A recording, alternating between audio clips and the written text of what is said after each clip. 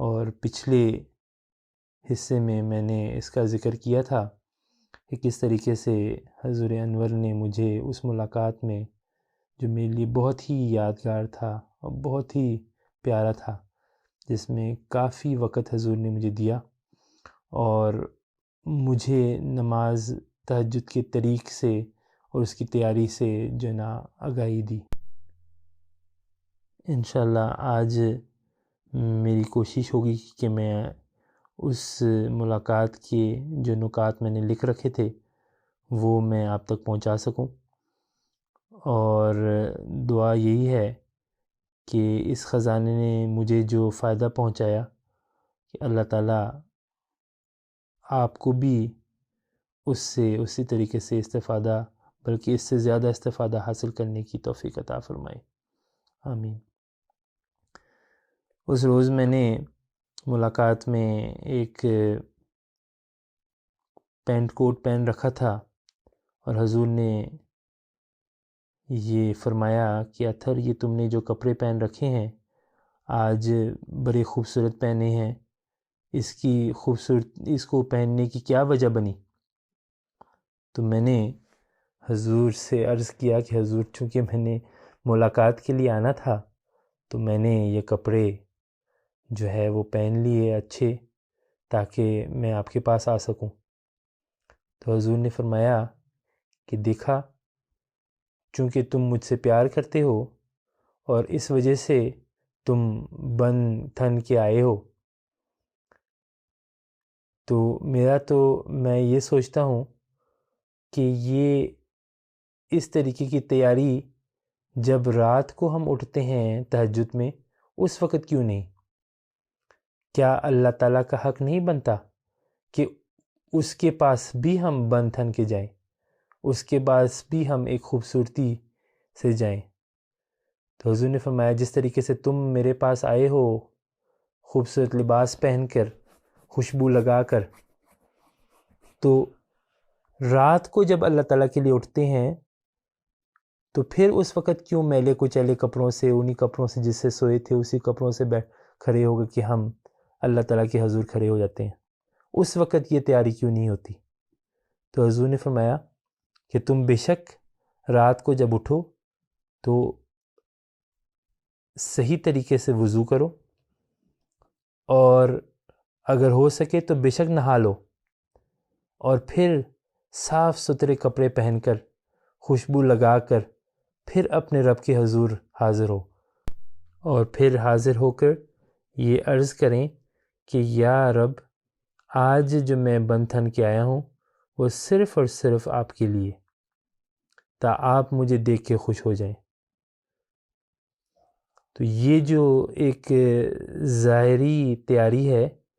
یہ بھی بہت ضروری ہے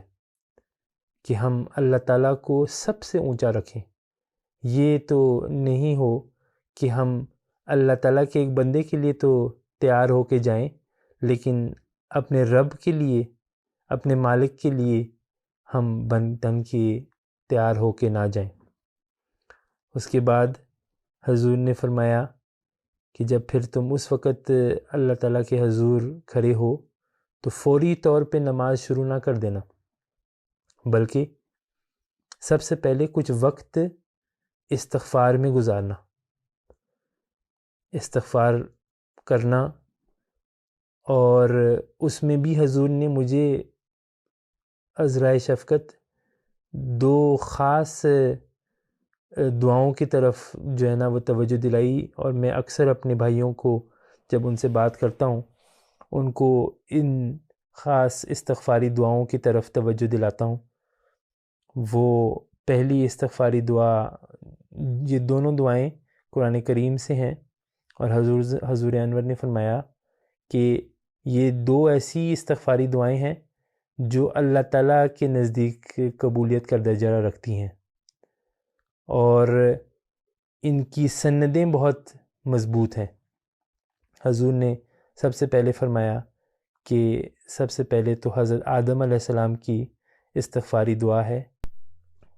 اعوذ باللہ من الشیطان الرجیم، بسم اللہ الرحمن الرحیم، ربنا ظلمنا انفسنا وَإِن لَّمْ تَغْفِرْ لَنَا وَتَرْحَمْنَا لَنَكُونَنَّ مِنَ الْخَاسِرِينَ۔ حضور نے فرمایا کہ یہ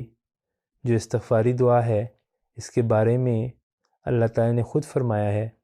کہ میں نے یہ دعا قبول کی۔ اس کے علاوہ دوسری استغفاری دعا حضرت یونس علیہ السلام کی ہے جو قرآن کریم میں بھی محفوظ ہے، اور وہ یہ دعا ہے: اعوذ باللہ من الشیطان الرجیم، بسم اللہ الرحمن الرحیم، لا الہ الا انت سبحانک انی کنت من الظالمین۔ اس کے بارے میں مجھے جو میں نے نوٹ کیا ہے، حضرت صاحب نے فرمایا تھا کہ یہ دعا اتنی اپنی ذات میں اتنی طاقتور ہے کہ اللہ تعالیٰ نے فرمایا ہے کہ اگر یونس نبی یہ دعا نہ کرتا تو یقیناً یوم آخرت کے دن تک مچھلی کے پیٹ میں رہتا۔ یہ دعا بھی اللہ تعالیٰ نے قبول فرمائی اور حضرت یونس علیہ السلام کو پھر اس مشکل سے بچایا۔ حضرت مسیح موعود علیہ السلام نے بھی اس دعا کے بارے میں فرمایا ہے کہ اس کو کثرت سے پڑھنی چاہیے، اور اس دعا کا بڑا خاص ایک اثر ہے، اور اللہ تعالیٰ جو اس دعا کو پڑھتا ہے اس کی ان دعاؤں کو بھی قبول کرتا ہے، یعنی کہ اس استغفار کو قبول کرتا ہے۔ تو میرے پیارے بھائیوں، جو میں نے ان دونوں دعاؤں سے سیکھی ہے بات، وہ یہ ہے کہ اللہ تعالیٰ کے پاس جانے سے پہلے لازم ہے کہ ہم ظاہری طور پہ بھی ایک صفائی کا خیال رکھیں، اور دوسرا پھر روحانی صفائی کا بھی خیال رکھیں۔ یہ جو گناہوں اور غلطیوں کا یہ جو ایک دھبا ہمارے اوپر لگ جاتا ہے، وہ خاص طور پہ استغفار سے دھلتی ہیں۔ تو حضور نے مجھے جو نسخہ فرمایا تھا اس میں حضور نے یہی فرمایا تھا کہ پہلے استغفار کریں، اور استغفار کے بعد حضور نے فرمایا پھر درود پڑھو، اور جب تم استغفار کرو تو اس وقت اپنے کوتاہیوں کو، اپنی کمزوریوں کو، اپنے غلطیوں کو اپنے سامنے لے کر آؤ اور ان کے بارے میں سوچو، اور پھر تہیہ کرو کہ اللہ تعالیٰ میں اس کمزوری سے بھی توبہ کرتا ہوں، میں اس کمزوری سے بھی توبہ کرتا ہوں اور تیری مدد چاہتا ہوں۔ اس کے بعد جب دل بھر آئے اور ایک ایسی کیفیت طاری ہو جائے جس میں انسان کا دل نرم ہو جائے، پھر حضور نے فرمایا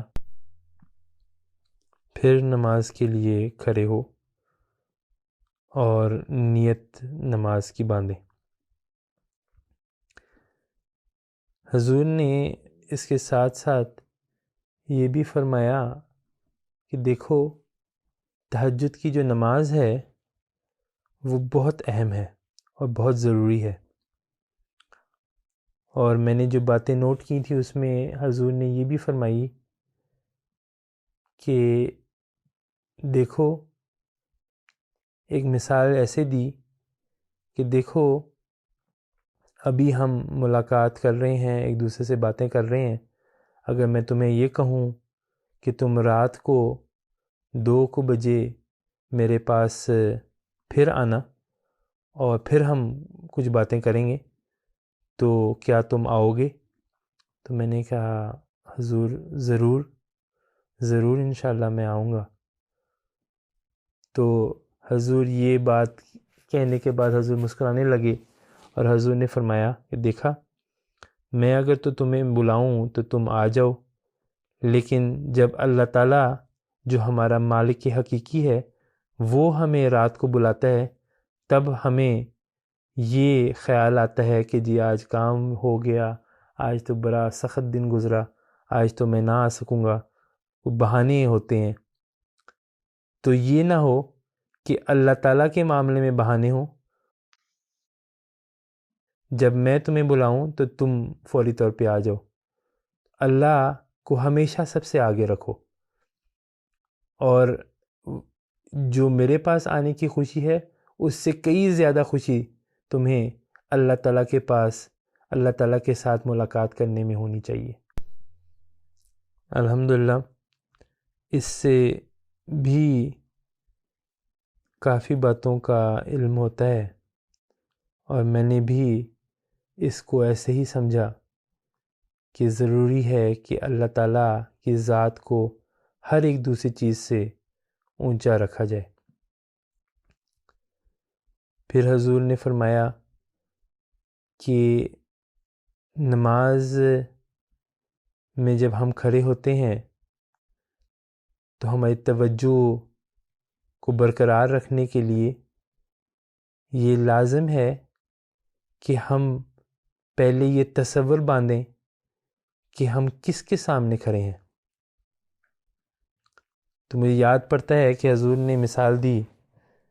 کہ اگر تم ایک پارک میں جو ہے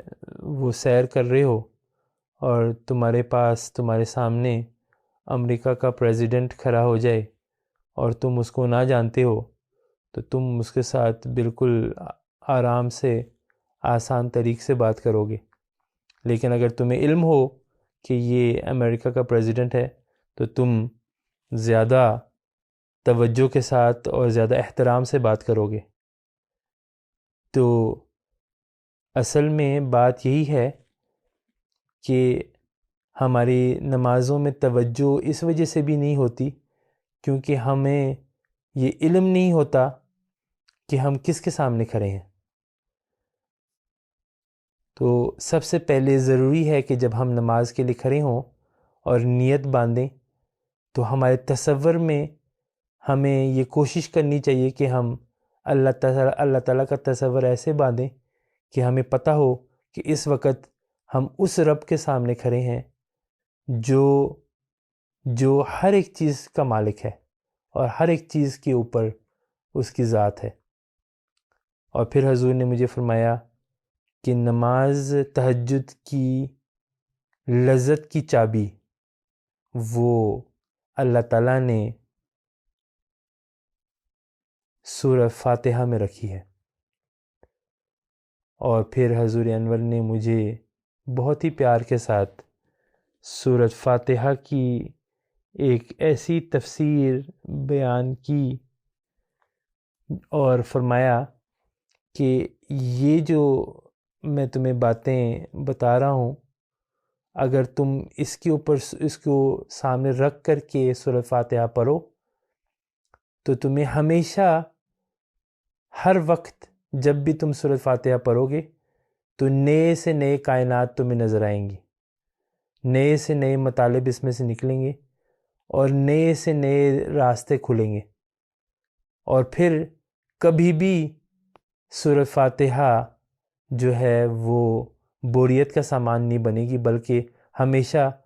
پھر سورہ فاتحہ کو پڑھنے سے ایک ایسی لذت حاصل ہوگی جس سے نئے کائنات کے دروازے کھلتے چلے جائیں گے۔